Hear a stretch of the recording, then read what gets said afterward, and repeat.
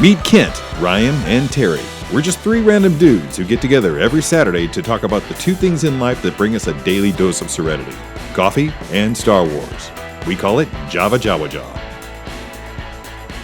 What's going on, guys? Ryan here with JavaJawaJaw. I got my buddy Kent.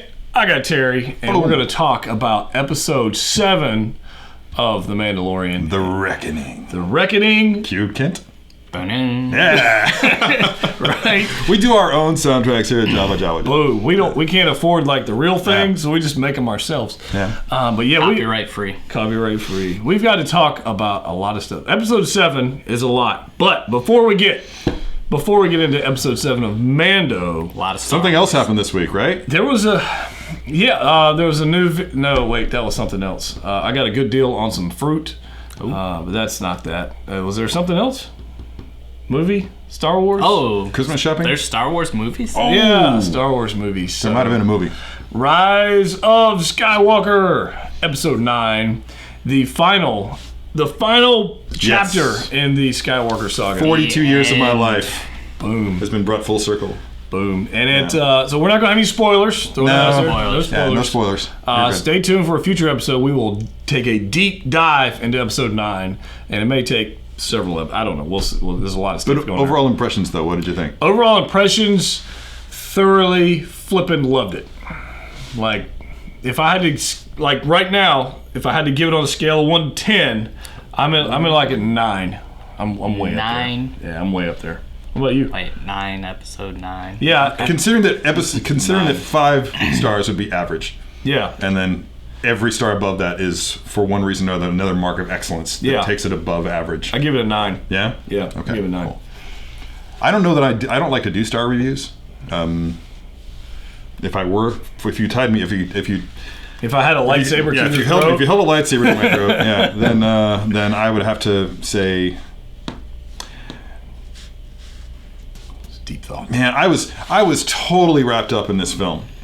Don't I had smash such a good time Terry with it. in the comments. Having said Don't that, if you smash haven't gone for like the first third of this film, you're gonna be able to say to yourself legitimately that this is the best Star Wars film that Michael Bay has ever made. Oh, snap. Yeah. Spoiler, Michael Bay didn't make the movie. Spoiler: Michael Bay didn't make the movie. But it was It's fantastic. very fast paced. It feels very hyperkinetic for a lot of the time. Yeah. I don't know that this is, quality-wise, the best Star Wars film of all time, but there was a lot to enjoy, and I enjoyed myself immensely. What about you, Mr. Kent? If you want to have fun this holiday season, get in and check out Star Wars: The Rise of Skywalker. A lot of good stuff. There's awesome moments, and you don't want to miss it if you're a Star Wars fan. True story. True story. I mean, I bought my tickets in October. I think we all did. Bought tickets in October. There, Thursday night, I had a 5 o'clock showing, and then they were like 5:30 to 6, Also got 6:30. 5 o'clock 6:30. shadow. 5 o'clock shadow. Right. Ba-doom. Ba-doom. Right. So there's a lot of good stuff in there. So stay tuned. Let us know your thoughts on the film down below. Yeah. And what questions you might have about it that we can help answer for you guys. But it's I'm actually going to go see it again today, which is Saturday. And I'm probably going to go see it again tomorrow. I will have at least 4 showings. I found out that I think I'll probably wait until Monday. I don't like weekend movie crowds. Oh. Yeah. Let's keep it spoiler free in the comments, please. Yes, definitely spoiler free, please. Yes, please. Yeah. We'll have another episode of JavaJawaJaw in the future, in which and probably after episode 8 even. Oh yeah, we'll definitely have some spoiler. Yeah, it'll probably be like episode 9. We're going to give you guys a couple of weeks to get out there and see the film before we Absorb actually it. start talking about it and Yeah. absorb it and figure out what your real feelings are. Not just your visceral, spur of the moment reaction, but after you've had time to let it digest, after we've had time to let it digest. Yeah. And questions arise, and we need who answers. knows? I may even walk back the Michael Bay crack. We'll see. After I don't know. the 4th showing. After the 4th one. I'm super excited about it. So I'm definitely gonna, like I said, I'm going to go see it today. Probably going to go see it tomorrow. And I don't know about you guys, but my wife goes, "Well, you've already seen it. Why do you need to see it again?" Yeah, my wife is like that too. And Star Wars. That's my answer. I saw Endgame 3 or 4 times, and it definitely had an Endgame vibe. But I will definitely see it 3 or 4 times. So When a movie is this densely packed with information, our brains don't hold on to all of it. Correct. And there's stuff that may go in one eye and out the other, so to speak. Exactly. And when you see, with every subsequent viewing, you retain more of that information. Mm-hmm. So, yeah, I feel like additional viewings of films like Rise of Skywalker or Endgame or what have you are imperative. You have to. There's two, and not only that, but I didn't get a chance to enjoy the soundtrack because I was so focused on what I was watching. I had moments where I was just like, "Oh, that was John Williams," right? And then I was just back into the story. So and that's just part. That's why I want to go back. So I actually want to get the soundtrack. I want to listen to that. Go watch it and do that. And so that's imperative. We may have a discussion on the soundtrack at some point. But we're here. We have plenty of time. We're here today to discuss Episode 7 of the Mando, The Reckoning. The Reckoning. Which was, I will throw this out there, it was as densely packed, I think, as Rise of Skywalker. How they got, about 2/3 of the way through, I was thinking to myself, my God, how long is this episode? And when I just clicked on my screen just to bring up the timeline and I saw how long it was, I mean, including credits and the intro and the recap, 40 minutes. Yeah. So you got to figure this is like a 35-minute episode. Yeah. And all that happened. Right. Again, every single episode of Mandalorian has featured this phenomenon in some way. They have a almost unique ability to pack the maximum amount of adventure, drama, character development into a short time span. Right. It's absurd. I'm so impressed. The interesting thing, I don't know if now when Disney took over the Star Wars franchise, Lucasfilms, all that kind of stuff, everybody was like, "Oh, Disney's going to ruin Star Wars. Disney's going to ruin this, and Disney ruined that, all that kind of crap." But then you got this, like Mando and Disney Plus, like it's flipping amazing. It's just awesome, and I'm enjoying it. Ability exists on a sliding scale. Mm-hmm. There is no black and white. There's a gray area for everything. That includes ability for a specific person or a specific team of people to generate what fans are going to consider to be a solid Star Wars story. Right. There's a lot that someone may appreciate about one movie that other people don't. Right. That says more about. I think that says more about the person viewing it than it does about the film that itself. Right. I mean, Disney got us Rogue One, which is my favorite Star Wars film. I think that few people would argue with that. Yeah. That it is your favorite. It is definitely my favorite. No question. Yeah. If you've seen my collection video, it's Rogue One. But the point being that yes, you're right on target with they clearly Mando has and like Mando's brought in so many people. We talked about it last episode that know nothing about Star Wars, nothing, and they're enjoying it for what it is. They know Baby Yoda. I think I've said it in myself. The people that I know who just had no interest in talking about Star Wars are coming up to me now and saying and asking me questions about the Mandalorian, about the source material, about where did this Mando guy come from. People who had no interest in Star Wars are all of a sudden wanting to know about it. So at the very least, Mandalorian is bringing more people into the Star Wars fold. Whether that's a good thing or a bad thing, that's open for debate and possibly the subject of another discussion. You guys can let us know down below what you think about that.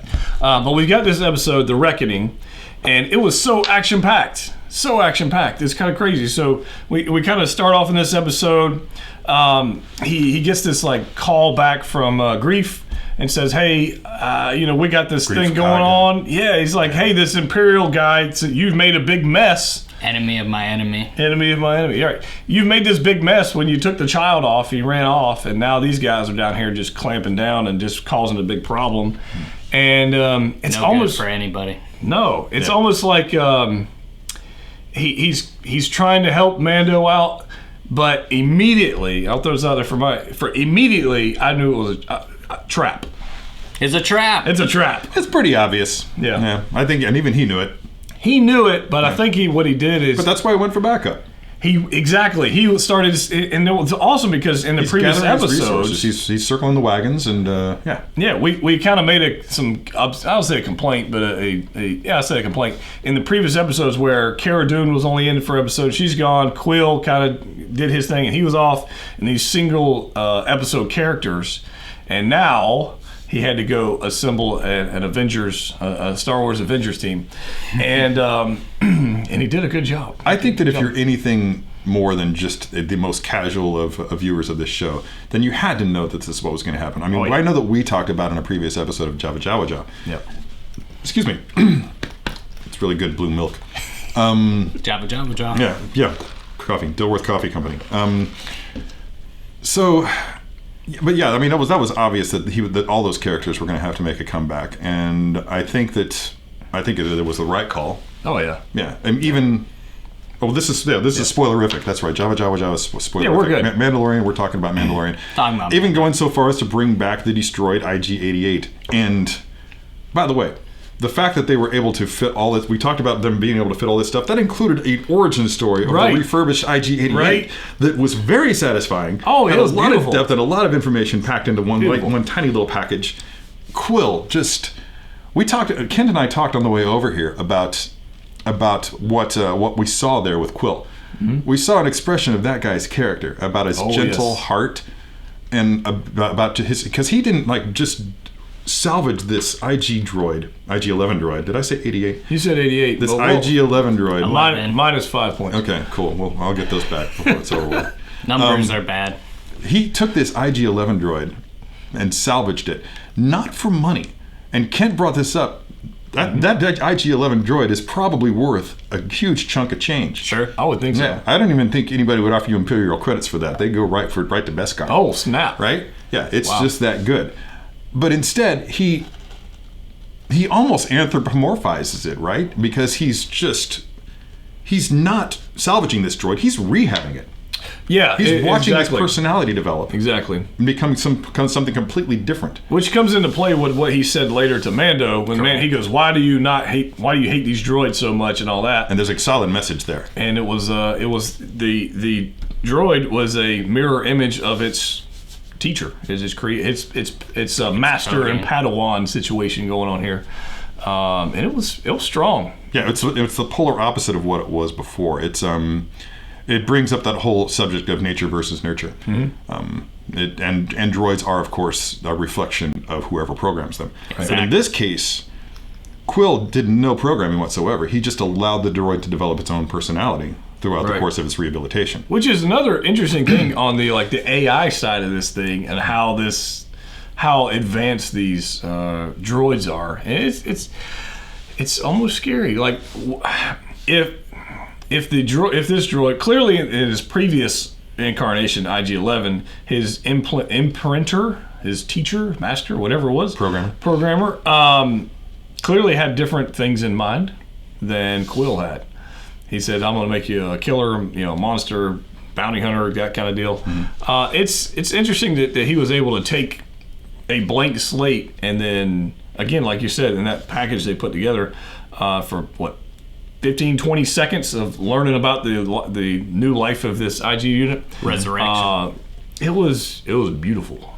Yeah, that's it was well done. Also brings up an interesting point: the whole notion of droids as bounty hunters, and what's their motivation? Because droids typically are in the Star Wars universe are servants. Mm-hmm. You very rarely see, if ever, a independently operating droid. They've been out there. I think that. Forlom might be considered something, the way he works with Zuckuss, all those Zero Zuckuss. From last week. The previous week. Yeah, last week. Zero. But Zero was still in service to Mark Bryn Jr.'s character, whose name, I don't know why I can't remember that guy's name to save my life, but he was still in service and sort of indirectly to Mark Bryn Jr.'s character. So to one extent or another, you very rarely see an independent droid, and I think that to the extent that we're seeing with IG-11, this might be the dawning of a first in Star Wars. A droid with a personality that operates on his own. His motivations are his own. Yeah. Can be interesting. I'm very interested to see a story arc in which, because I always ask questions like this of myself, like, what was his motivation? Why is he in the bounty hunting guild? Why is he getting paid? Where's this money going? And I would love it if that wound up being he was enthralled to IG-88 as some sort of a hive mind. I mean, I know this calls to speculation and everything. That's okay. That's what we're all about. But I would love to see a future episode in which IG-88 comes looking for IG-11. Oh, wow. Yeah. Almost like the Borg? Very much so. Wow. Very much so. Wow. Like 7 of 9. Sorry, I know I offended a lot of people. We went there. A lot of people just got triggered. Minus 10 points. Yeah. Right, come on. Whoa. We triggered so many people right there. But anyway, anyway. I don't want to get into a deep. I don't want to. Yeah, distract it was a nice scene where he was able to put this droid back together, and then he comes in, and everybody when the IG unit walks in. Freaks out. Everybody breaks out the blasters. Everybody. And I thought that was amazing. With good reason. He's a formidable... I mean, I think the only reason Mando was able to take him down as quickly as he did was because IG-11 didn't see it coming. Surprise, yeah. It's true. What are your thoughts on Taika Waititi and his reincarnation here? I think it's awesome. I think going back to talking about Disney and kind of the new direction of Star Wars, they've been planting a lot of seeds about droids and how droids operate. So we have seen that in quite a few of the storylines, starting with K2SO and kind of his personality. And then we got... Solo, and there's been some different stories. So I think the Disney group has done a real good job of kind of throughout Star Wars and some of these different stories really questioning what makes a droid and what brings out those personalities. So it's awesome to kind of see that theme continued and to see this returning IG-11 and what it went through to get to where it's at now. Yeah. Agreed. I think that'd be a great episode for us to talk about is all our favorite droids in Star Wars universe. That'd be a great episode. So stay tuned for that. Yep, I'm in. I know, because bring in the droids. There's some good stuff there. All right, so IG-11 comes in here. Everybody pulls out the blaster, says hey, and then we get this story from Quill, who we finally learned. We knew his name. Mando finally asked him what the heck his name was. Because he goes, okay, Ugnaught or something like that. And he goes, I have a name. And then he says, well, what's your name? He says, Quill. And so I thought that was interesting that he spent all that time with him previously and didn't ever ask his name. So Mando needs some lessons in manners, I think. Nobody knows Mando's name, though. Right. So you think he just said... I think it's a cultural thing. Cultural? Yeah. That's true. Nobody knows his name, Mando. Yeah. Nobody's called out any other... I mean, I know that we know that... so it's not his Heavy fault. Mando, we know that Heavy Mando was a Vizsla. Yeah, which explains why Jon Favreau's voiced the similarities and we only know that from the credits though, and that was us digging. Yeah. We don't. It wasn't brought up. Yeah, did it come up in the credits as Vizsla?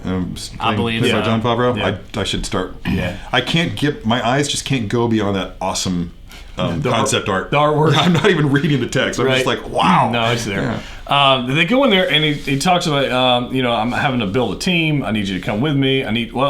Before we even get to Quill, Baby Yoda decides that he does not want to go back to see these Imperial guys and decides he's going to fly the ship. That was great. Right? Tell me that wasn't great. Because we picked up Cara Dune. Right after, he knew he needed firepower, so Yeah. he went back and got Cara Dune. Which was an awesome fight scene. Awesome with Cara, but they picked up Cara Dune, go back there and again, is Mando like manipulating her because he made it very clear that it was an Imperial warlord and kind of pulled at her strings a little bit. I feel it's necessary to interrupt here for those who may not be doing deep dives, who may not be familiar with the actor playing Cara Dune, but she is a former MMA fighter, right, and a formidable one at that. And we got to see a lot of that in her moves. She's just got. I'm so glad they cast her. And she fought Deadpool and Colossus. And she does great superhero landing. Superhero landing. She was fantastic because it was 100% believable that the fight that they choreographed and everything was great. Clearly she won that little challenge battle or whatever they were doing. Wrestling match. Won some credits. Yeah.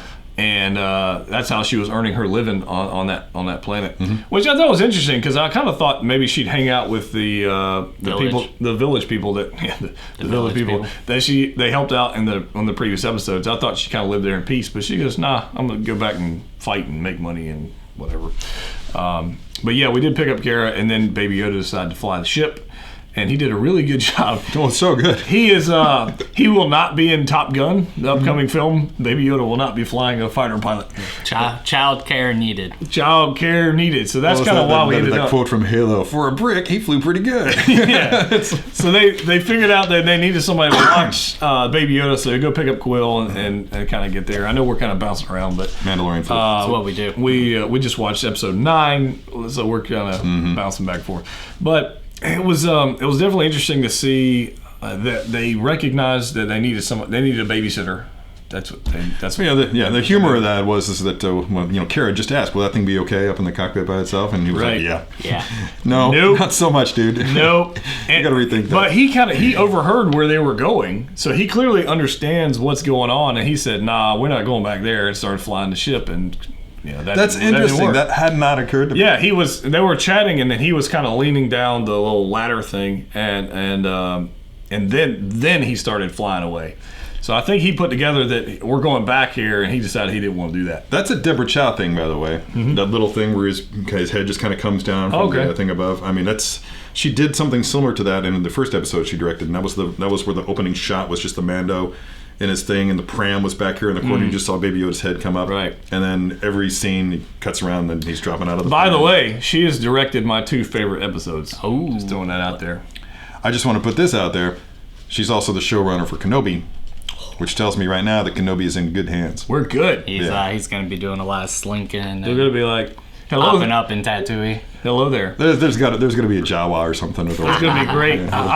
I'm excited. Yeah, Baby Yoda got nothing on Baby Jawa. Yeah. A lot of hello there's. a lot of hello there. So, she's done a great job. But they figure out that when they help, we get Quill. We're going to go back to the planet. And even Kara goes, don't you think this is a trap? And he goes, yeah, probably. It's a trap. It's a trap. And so it's pretty amazing. Go down there, meet with Greef. Greef's got some help. Got some bounty hunters from the guild. I think 3 of them. Yes. And they meet up, and they kind of tell him about this Imperial Warlord deal, and he's taking over the city, town.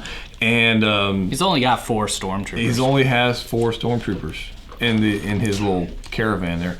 But it's interesting. So they roast up, and they had to bring the blurgs. Sorry, had to bring the blurgs with them. But they roast up something. I don't know, what were they roasting? They were cooking something on the fire at the night, but whatever it was. Oh, it was one of those critters that you saw scampering around in the foreground. Yeah. They just shot one with a blaster. And they just killed one of those and saying, "Oh, it looks like it's good to eat." So they're sitting there having this little bonfire, having a meal, doing whatever they're doing, and you get these eyes, like Kara's looking over at one bounty hunter, bounty's looking over here, and they're kind of like crossing eyes, and like nobody trusts anybody in this situation whatsoever. Why would you? And and then they get attacked by the dragons from Game of Thrones, and they come down. Younger teenage, adolescent dragons. Well, you have the great line of "nothing can go wrong." Nothing can go wrong. Right before, and the timing of it was beautiful. Just the way that thing emerged from blackness over Greef's shoulder and snatched it. Like simultaneously snatched his dinner while giving him this poisonous. Poisonous it was great. wound. They had a big battle thing going on. Carries off a blurg. We find out that stormtroopers aren't the only characters in Star Wars that miss their mark frequently. Boom. Yeah. These guys were just unloading and just not hitting these things. Yeah. Well, it was dark. Quill was definitely concerned about his blurg and was saying, "No, put her down." Which, if you learned in previous episodes, the ones he had were female because the males were super rare and that kind of stuff. So they get eaten. They get eaten, right? So they lose a blurg. So that's sad. They lose 2. Did he take 3 with him? They lose 2 blurgs. Yeah, he took 3. Yeah. Okay. So one gets carried off, the other gets crushed beneath a dying dragon. Right. Yeah, right. That's right. Yeah. Greef gets injured on his arm, and it's bad. A venomous wound. Venomous, and then Kara's trying to help him out with the med kit, and then they figure out nobody has a med kit because, well, I don't know why he would. Yeah. It's important to point out that Kara at some point actually says, the poison is moving inward or something like that. And that was a gross misapplication of that word because that was not poison. There's a difference between poison and venom. Venom. Yeah. Nice. Yeah. Poison is a glam metal band from the 80s and Venom is a black metal band from the 80s. -5 points, Cara Dune.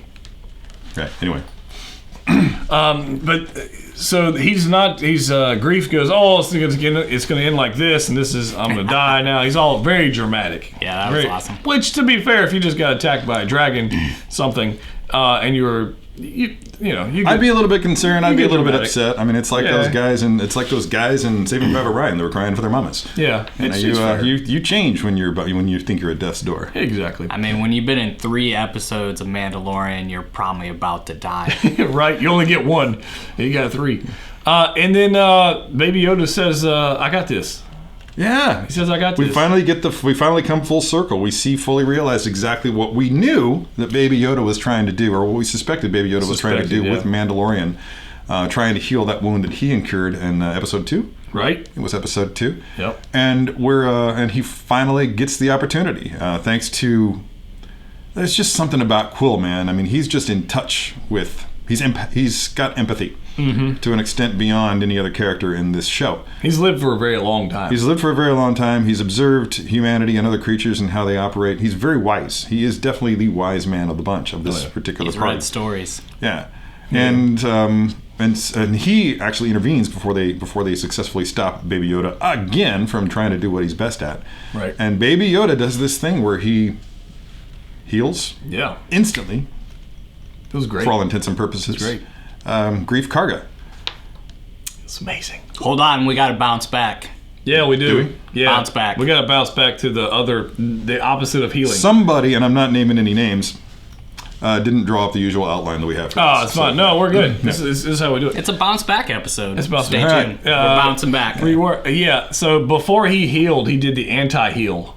Okay. On the ship. On the ship, Kara and the Mando are arm wrestling. Oh, yeah. Challenge. Force choke. Yeah. So we don't know if he's light or dark, or is he like Bendo and he's one in the middle? I think he's just a kid and he hasn't been taught. That's it. He's got it's the like power. It's like his dark materials with the way that the demons keep changing shape because the kids haven't become who they're going to be yet. That's it. Yeah. He just doesn't know.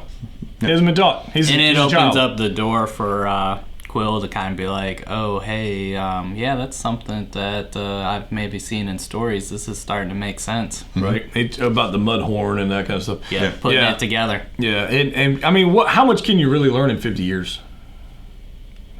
This brings up an interesting point, and I'd like to. Can I speculate a little bit again? We're bouncing. Go for it. Okay. There's been a lot of discussion about Baby Yoda's age and about the child's age. I really need to make myself. I wish they would give it. I I don't think we're ever going to get a name, but the child. Yeah, the child. The child. There's been a lot of talk online about the child's age and about Yoda's age. Yoda being for 800 years he trained Jedi, which means at 900 years old, which is the age roughly he was when he died, he was 100 years old when he started teaching Jedi. So if you look at Baby Yoda, the child, his age, he's like toddler level. Right. Oh yeah. If that. I mean, he's basically like beginning toddler level at age 50. Yeah. Which, when you break down the ratio, which means he'd have to be several hundred years old before he even reaches adulthood. You would think. Yeah, like 400 years old would probably be 400 to 500 years old would be middle-aged for somebody of Yoda's species. Right. Yeah. So 50 years old is like, I don't know, 5 years old? Let's say that there's a 1 to 10 ratio. Okay. Yoda was in human years 90 years old at the time that he died. I'd go with that. And that's believable, right? Okay. Yep. So basically you're looking at the child here, and he's, relatively speaking, 5 years old. Right. So but that's only assuming that their growth pattern follows the same arc, the same curve of humanity. So in that thought, lifespan. At 10 years old he could be teaching Jedi. Yeah, like let's say that his growth spurt is ridiculously rapid. Okay. Yeah. Like it takes place over the span of, say, 5 years, which in human years would be like 8 months, something like that. I gotcha. He all of a sudden just rapidly accelerates. So that's one point. That's one perspective. The other perspective is that he actually Yoda was so powerful with the Force, and just so innately qualified, he's like a prodigy with the Force, much like the child is. Right. That he was able to start teaching Jedi at a ridiculously young age. Like it Sheldon. would be like some idiot savant or just some ridiculously brilliant human, right, who at the age of 10 or 11 or 12 already has 2 PhDs, right, and is able to start teaching future generations of physicists, astrophysicists, what have you. So it's not beyond the realm of believability that what the child is and what Yoda was are prodigies. The Does that make child sense? is Sheldon Cooper. Okay. The child is Sheldon Cooper. He's Sheldon Cooper. Oh, God. Wow. Big Bang. Big Bang. Yeah, I don't know. It's believable. Sorry to just go off on a tangent there, but I just felt like that really needs to be discussed. That's what we do here. Yeah. We go on tangents. It's okay. Tangent is my middle name. This is going to be a 7-hour episode. Yes. No, it won't. So much for keeping it under an hour. Yeah, our original goal, guys, was to keep this under 20 minutes, but we figured out that you can't do it without some heavy-handed editing. But so we bounced back to him flying the ship, and then we talked about the Force choke. Then we talked about healing. So they heal up Grief Karga. We'll kind of fast forward a little bit. Fast forward. And then they're getting closer to the town, and Grief does a 180 and blasts his accompanying bounty hunters and just knocks them all out. Okay. Did you notice the hole in Grief's shirt? Oh, I did notice. Oh yeah. Yeah, Okay. he kept that. He liked that jacket. Oh yeah. Yeah, he wanted to. That's he where wasn't his going to get rid of that his just because of a little, little blaster hole.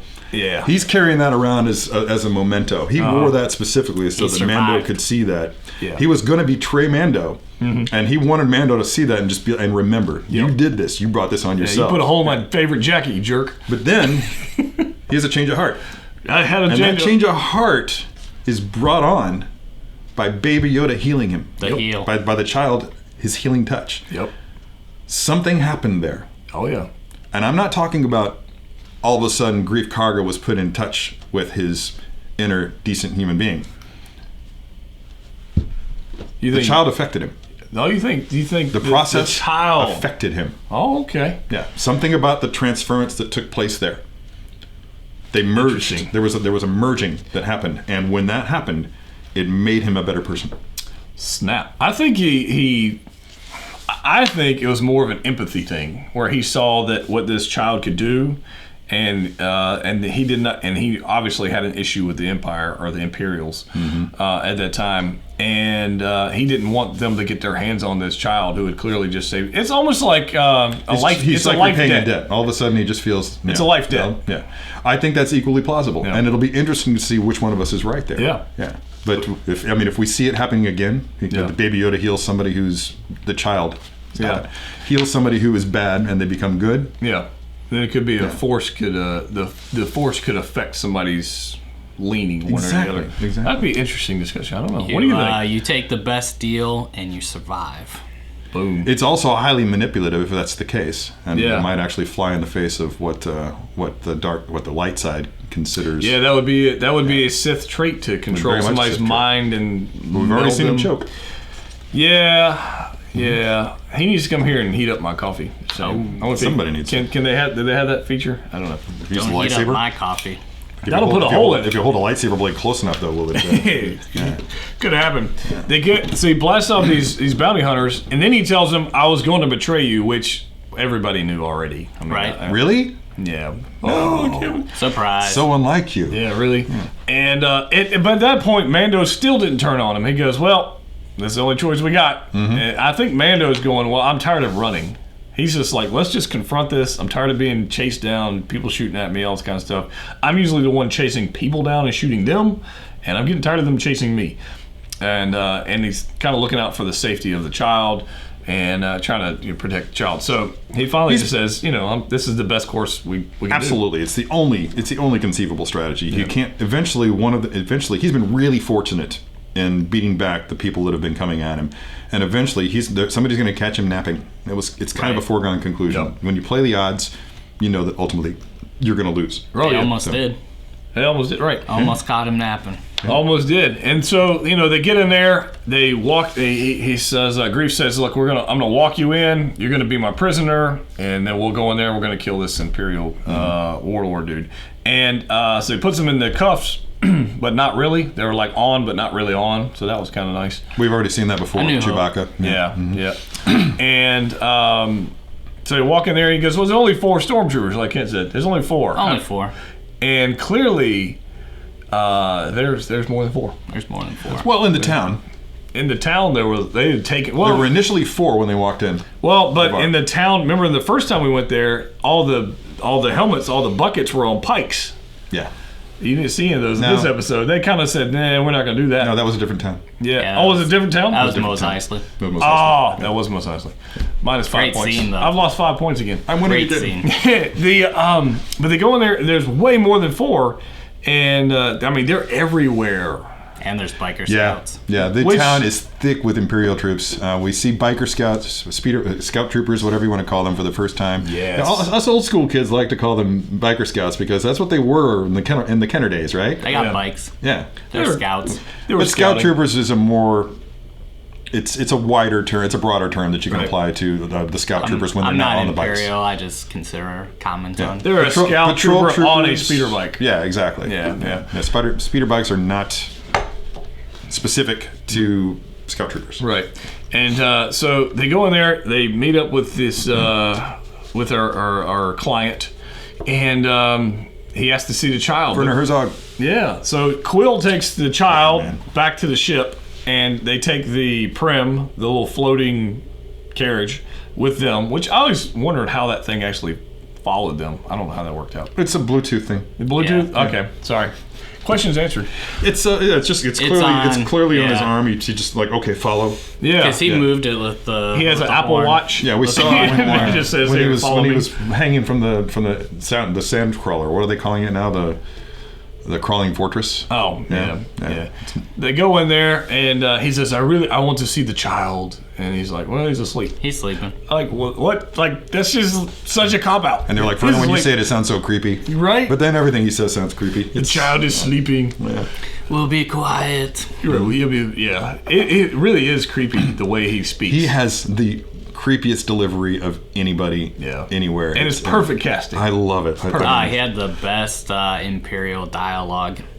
Right, and the way he actually spoke, right, the dialect, the way he spoke was more poetic. He's not the villain. He's doing everything right because the Empire is great for the galaxy. Right. Yes. But he has his Imperial medal. It's an ideology. Has the medal, but the way he talks about should we have a drink to celebrate the end of our narrative? Like, who talks like that? Nobody. Should we just go back to that for a little bit? Because I know, Ryan, that you, along with I've been watching, and you have too, the Man in the High Castle. Oh yes. Yeah. And his speech, his little soliloquy there about all the benefits that his fanatical, not even fanatical, but just ideological belief that the Empire is truly a force for good, totally mirrors the same discussion that we heard the Nazis making about what they brought to America when they took over America. Well, that tells you that anybody, and no matter what, it's like a human trait, I think, is that whatever you do, you believe you're doing the right thing. Oh, yeah. I mean, the best villains believe they're the hero of the story. Yes. Apocalypse and X-Men, Doctor Doom. They all thought they were making Thanos. Clearly thought, Yeah. So no matter what side you're on, the perspective goes is whatever they're doing, whatever you're doing, you think you're doing the right thing that's best for everybody. It's an interesting philosophical discussion there. But the biggest professed virtue of any despot, of any maniacal villain, has always been the greater good. Right. Yeah. We're doing this for the greater good. Yeah, all these people are dying. Right. But this really is for the greater good. Yeah. Thanos is going to take out half the universe. Yeah. Because you brought peace on the foot of your boot, on the heel of your boot. There was nobody to fight you, so there was peace. Resources. Exactly. You've eliminated everybody else. Exactly. So we've come full circle. Game of Thrones, Star Trek, Star Wars, and something else. But Marvel. Yeah, with Thanos. So we're covering everything here. It's the whole Joseph Campbell thing. It's the way. It's the way. They get in there, and all of a sudden, so you're right with the client with his medal, because we didn't see that medal previously. So why is he wearing it now? To definitely let us know he's Imperial and he's all in. Yeah. Was he not wearing it? No, not in the first episode. The first time we saw him, he wasn't wearing this medal. This medal was like Flavor Flav, bling, freaking huge. It draws out that these are what's left of the Empire, and they are still Empire. They're not just these warlords that are recruiting people with stormtrooper armor. Like, these are... Right. They're the Empire. They're still there. Which we learn in episode 9. And kind of going forward between 7, 8, 9, that the Empire is alive and well, and that even though we saw like these remnants, because they're called remnant troopers in the Hot Toys land, guys. And by the way, I love the name that they kept. I love the fact that they kept remnant from the EU, right? From the old EU books. It's great, and I will have a few of those troopers. Just throwing that out there. But you got the feeling in the previous episodes that there were these little factions of people who were loyal to the Empire in the past, and they're just still that. But then in this episode, it goes, "No, we got a full-blown freaking Empire going on here." Well, and that was Grief's plan. Was you're going to cut off the head, and then these guys they're going to want to join the Bounty Hunter Guild because I'm going to fill their pockets. Right, and that's clearly not the case. No, they're Empire. Here's the thing. I think when the Empire fell at the end of episode 6, then it probably did exactly what they were talking about in earlier episodes. They became very fractured. There were factions, there were individual warlords. But I think what we're going to see here, and the reason that we're seeing what we're seeing at the end, isn't because this is how it's always been, but because Moff Gideon has been massive. And I know I'm jumping ahead, but Moff Gideon will have been consolidating power for some time, and he's at this point now where he's able to have this show of force that he shows here. So you think he's the big bad? You don't think there's somebody behind him? You think he's the guy? Yeah, I think it's too early to really know for sure. Yeah. But right now, for now, he is the guy. It could come about in a season or two that we find out that he's not the guy, that there is somebody more powerful. Well, Qui-Gon said it best. There's always a bigger fish. That's what Qui-Gon said. So he did say that. There's always a bigger fish. Yeah. And we learned that quite often. We saw it with Darth Maul. There's a bigger fish. Count Dooku, bigger fish. I always saw it. But there's all kinds of interesting factors going on here. But he gets this scene in this bar. They want to have a drink, a libation. Or libation. And it says, let's celebrate the end of our, narrative. I'm going, like I said earlier, who the heck talked like that? It was brilliant. And then he has the droid make him some drinks, and then that's the end of that. One thing, he does make it clear that the Empire put down the Mandalorians. Right. Oh, that's true. He says why did your people resist the Empire? Mm-hmm. We make everything better, and do not see peace. Even though there's 100 troopers in this little town, there was no fighting. We make everything better. And then they get blasted by Death Troopers. Oh, so many Death Troopers. Yeah. Yeah, living up to the name. Yes. Yeah, those guys just laid the hammer down in a way we have not seen. I don't think we've seen in a Star Wars movie. No, because Star Wars live action. No, Rogue One, they were around for Krennic's introduction to Galen, and they were scary, right? But they didn't really do anything other than shoot the mom. Straight up, pretty much indiscriminate annihilation right there. To the extent that they wiped out their fellow stormtroopers. Oh yeah, yeah, without question. Yeah, which I don't know if these were just mercenary troopers who were in thrall to the client, or if they were still a part of Moff Gideon's forces. The client failed, and they were made an example of. Yeah. The Empire had no qualms about shooting their own people ever. I mean, we blew them up on scare. If they they had force choking. No question about. There was no. They didn't care. There was no empathy in the Empire, as far as that goes. The greater good. The greater good. So they just took out whatever. Yeah. But it's where you hang your hat. And the Death Troopers. The Death Troopers in this episode were not all the same height. No. There were some short ones, tall ones. Yep. And when we saw them in Rogue One, they were all like 7 foot tall, just massive, engineered people. And the Death Troopers in this one were not that. Yeah, they don't discriminate. Yeah, I don't know what the thought process was in that. I wonder if they were still engineered, like, because in Rogue One, in the Art of book or whatever, it talks about them being, having cybernetics and all kinds of adjustments. Sure. And I wonder if they had that on this one, or they just said, "Now we're going to put you in this black uniform. You're going to shoot people." I don't know. But If I had to guess, I would say that they probably still have the enhancements. I just don't know that they were somebody wasn't as selective about appearances. Like the height thing was not an issue for them, and that's I'm comfortable with that. Yeah, I'm good with it. Some of the deadliest MMA fighters are like 5.5 feet tall. Yeah, a little bit taller than that. They're stocky. They're brutal. I don't want to fight anybody. Baby Yoda. And I'm not a fan of fighting. Yeah. They have that, but right after they start blasting up the establishment, the bar, which is interesting because the client took over the establishment that Grief Karga was running, and kind of took his seat. I think that was a little nice nod. That was a slap in the face. He took his seat. Yeah. But then outside we get a transport come in with all kinds of troopers.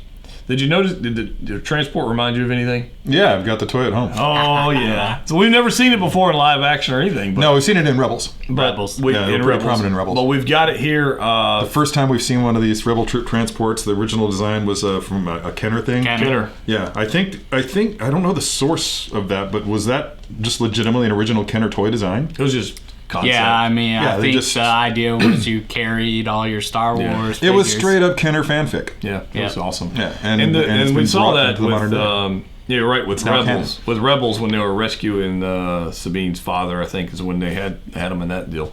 That was pretty cool. There was a lot of them. Yeah, yeah, they were in several episodes. The thing I keep thinking about now is the guy who designed that for Kenner. Right. Assuming he's still around. I mean, he very well could have been 40 at the time, and he's just no longer with us. He's a Force ghost. But let's hope so. Because can you imagine being that guy? You designed that thing as a toy, and now here we are, 40 years later, and live action. Better get some royalties. Yeah, right. He probably got a $100 check for that. Probably. It was great to see all those troopers behind the Death Troopers, and I'm sitting there going to myself, how many of those troopers do I need to make that scene? In a 6 scale figure, I'm going, that would be very expensive. Yeah. I'm thinking somebody knows how to make an entrance. Right? Yeah. Yeah, exactly. So Moff Gideon comes down. Is that the first time we've seen a TIE fighter land? It is the first time we've seen a TIE fighter land like that. Yeah, because because the wings weren't really articulated in the previous. No. Usually and we've seen in recent films TIE fighters landing on the ground on their wings. Right, exactly. Yeah. Now those are First Order TIE fighters. It was in Battlefront 2. They had that. They had, if you follow the storyline in Battlefront 2, they landed on the wings. Also Rebels, the TIE fighter that Sabine repainted. Right. And basically all the TIE fighters that were on the ground at the Imperial Spaceport. So this one right here was different. Yeah. And it was awesome. It's awesome because it makes sense. Kent and I were actually talking about this in the car on the way here too. Dang, I got to ride with you guys. When you think about, well, I was saying that we just need to go ahead and slap a phone on the Stay on a video tuned. chat. Riding Star Wars with Kent and Terry. It'll be Star Wars trivia, almost like Taxi Cab. Yeah, when we finally get our own on Patreon channel going for the show, then we'll feature the pre-show chat via video. Yeah. On that's like the little extra features. Yeah. Anyway, so. When you think about TIE fighters and the way that they're structured, the metal would have to some ridiculously strong armature supports in order for the TIE fighters to land on those flimsy little wings and support the weight of that cockpit. If the TIE fighter comes down hard at all, done. It's done. I mean, if you bend it just a little bit, So having existed as just something that lands on the wings, that's just bad design. Yeah. So somebody thought this through and came up with something that actually works. Yeah. That actually has landing gear. And the pylons, whatever they're called, the wings fold down. That was absolutely brilliant. I wish that somebody would have thought of that before. And I mentioned to Kent that I think that the reason that we haven't seen that is because in the Star Wars movies, we never actually saw the original trilogy. We never actually saw TIE fighters land. No, we just saw them coming out of the ship. Yeah. So I think the reason for this is because the people who are working on Star Wars today were children at that time who had the Kenner TIE fighter, and that's how we saw it. That's how we knew TIE fighters to exist. Right. As a toy that when you were done playing with it, you set it down on its wings. Yeah, I mean, I've got. We put no thought into the physics of it. Yeah, there's one right there. We put no thought into the physics of it. No, that's just what it did. That's how it did things. And but Kent's right. You're talking about Moff Gideon making an entrance. Yeah. He's got his Death Troopers who just annihilated the bar. He's got his Stormtroopers behind him, and then in the middle of that, bam, right there, perfectly, right in the center, almost like it was on purpose. Like they had to rehearse it. No, it's almost like they practiced. Okay, everybody hit your mark. Right. Yeah. Here's your X. Yeah. You stand there, and the landing didn't even disrupt any of the troopers. They just kind of they stood there. Mm-hmm. So I don't know how that. At attention. And Moff Gideon rises up out of the top of the cockpit of this TIE fighter. And then we never see him actually get down. I was watching for that. I'm like, how is he gracefully going to get down from this thing? And they just cut it, and he was on the ground. Yeah. I was like, I'd love to see him just kind of hopping around and trying to figure out how he's going to get down off this TIE fighter. Superhero spring off of it, do a flip. Superhero landing. Yeah. Superhero landing would have been epic. If he'd done a backflip to a superhero landing off the TIE fighter, I would have given him so many points. That would have been amazing. Yeah. But he comes down, but he raises up. It's almost like a Vader-esque moment where he kind of raised a hydraulic lift out of this TIE fighter. And it was beautiful. It was absolutely beautiful. And keep in mind, in the middle of all that, Mando's having on the comms with Quill going, hey, you better get out of here, dude. They really built some tension there. The bouncing back and forth was awesome. As soon as the scout troopers pick up on that, they're on their bikes and they're flying towards the source of that signal's reception. Which who knew that was going on under the helmet? That's probably been the best part about Mando. We're finding out so much stuff that's going on under the helmet. It's true. They were picking up comms. Dude, you need to start your own podcast and just call it Under the Helmet. Boom. The helmet. Yeah. I love it. Yeah. It was cool because, like I said, it picked up the comms between Mando and Quill. Quill never answers. He's just... Nope, he's focused. He's just gone. He's like a laser beam, man. Quill he needed a speeder bike instead of a blurred. Mm-hmm. If he had a speeder bike, maybe different result. But he knows the Empire. That actually makes me think of something. There was that moment when in Clone Wars, and I can't remember which clone commander it was, or which clone it was that Cham Syndulla was having the argument with. They were trying to decide which was better and faster in battle, a blurg or a speeder bike. Yeah, clearly we know the answer. Did they not have a race? Or did they just talk about having a race? I think they just talked about it. I don't remember there being a race, yeah. Yeah, all right. Clearly we've found the answer to that. Yep. Sorry, Cham. Unless these particular speeder bikes have been tuned up. They went to the Fast and Furious. And they were white. Yeah, we are talking about another generation of speeder bikes. I mean, it could just be that much faster. Just an upgrade. Anyway, but enough. And they were white. They were white. It was just cool. But the speeder bikes, I thought, these... scouts were very... I won't say they were really good on the speeder bikes, because the only other ones we saw in Endor, and clearly they didn't have to worry about trees. Yeah, Endor's quite the obstacle course. They did not have to worry about getting hit by trees or bushes or Ewoks. Or being distracted by Jedi. Nothing that. Yeah. They were just like, bam, gone. So it makes me think I'd really like to ride one of those speeder bikes. I think it'd be... The speeder bikes are the number one reason why I became a motorcycle rider. Hey. Nice. Yeah. The speeder bikes, Tron light cycles. Oh, Tron. There were a number of reasons why I got into motorcycles, but I think the speeder bikes are really at the forefront. Well, they're talking, Mando's talking to Quill, calling out to him, hey, and he never answers, and then we get one of the saddest scenes in the whole series so far, I think. The fall of Quill. And we don't know. We see him on the ground. We don't know if he's dead, unconscious. There's either smoke or dust coming off of him. Where they blasted him. Yep. It could very well be from being blasted. I hope not. Quill is very clearly the heart of the Mandalorian right now. And I don't want to see him gone. I don't either. Yeah. But just like we saw IG-11 in episode 1, we knew he'd be coming back, and we kind of knew Quill would be coming back too. But it's I'm with you. I'm hoping it's not the end. Yeah. I like the dude. Yeah. He has spoken. But by the same token, I mean, once it would be almost, I would almost welcome the tragic elements inherent in having such a beloved character destroyed in the first season. It's good storytelling. Yeah, it's really good storytelling. It's believable. The characters actually have consequences. There are consequences to helping out the Mandalorian. Right. Yeah. And this is something that has happened in so many my favorite films. I think about like the Cyclops and Krull, who knew that who didn't want to participate, who knew that if he moved forward that he was going to face his death, and yet he did it anyway. It's heroism requires sacrifice, and in all the great stories, the hero has some sort of a fatal flaw or something happens in which the hero dies. While Quill isn't the hero, his death is no less tragic. Right. So I wax back and forth. The part of me that loves storytelling would welcome the end that he got. I love a good death, and that was a good death. But if it was honorable. Yeah. It was honorable. And is it poetic that the Empire ended him? Oh yeah, because he was a slave or indentured servitude. He was in that with that tragic for three human lifetimes. Yeah. It was great, and then we the speeder bike dude doesn't even slow down. He does the classic bike move, scoops up Baby Yoda. Yeah. Takes off, and then that's it. That's the end of the episode.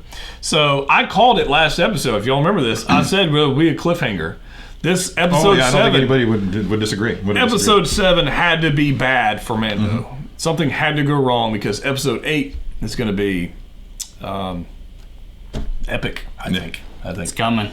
I think it's going to be fantastic. Not soon enough, man. We still got the better part of a week to go. 9 days. Yeah. Downside, dropping on a Wednesday. Now we got to wait more. We got to. They should just release it on Christmas Day. If only there was something else we could be watching. I know, right? Between here and now and then. Oh well. Star Wars. ROS. Is it Wednesday drop talk? Right. So Rise of Skywalker. Thankfully, they've given us some. This may be the best week in Star Wars in 40 years. It's definitely the best year in Star Wars. Oh yeah, without question. Yeah, in its history, between the ending of the closing of the Skywalker saga, the Mandalorian being the most celebrated Star Wars show of all time. Oh yeah. Yeah. I mean, I don't care if you like Rebels or Clone Wars more than the Mandalorian, but that's great. But you can't argue with the fact that it has been better received universally. Oh yeah. Than any other Star Wars show. No doubt. True. And I'm just going to go out on the limb right now and just throw in Jedi Fallen Order, because I just wrapped that game up late last night. You finished it? I finished it. So jealous. It is so jealous. It is one of my favorite Star Wars stories. It's so good. I'm so good. 20% through, and I'm gonna have to spend some time and play the game. I've heard some spoilers in it, which I'm good. It's a video game. I'm okay with spoilers, but it's the gameplay is just fantastic, and it's beautiful, and it's just nothing was spoiled for me whatsoever, and there's a very gradual process of acquiring abilities and becoming more proficient with the lightsaber. It's very much the role-playing elements that are involved are very well executed. I can't, apart from a certain sometimes there are issues with gameplay that can be just as easily attributed to my own lack of skill as some sort of flaws in the programming. I can't find fault with it. Yeah, I'm definitely not good at it. One of the best times that I've ever had, and I loved playing The Force Unleashed. But the lightsaber play, the gameplay elements as far as like platformer goes, the story arc. What a great story! And the characters are, for the most part, pretty solid, with one or two exceptions that might just be a preference thing. That just might be me. Gotcha. But yeah, I highly recommend playing through that. I mean, I'm so bad at that game that I just really dialed it. I finally had to dial it back to the easiest difficulty, which they called story mode. You take almost no damage, and I like that. And you're just able to roll through it. Can I do that in real life? Right? Turn on story mode. Sorry, I'm going to turn on story mode. Be right back. Oh, I want that meme, just like a little button that says story mode. You have unlimited credits now. Thank you. You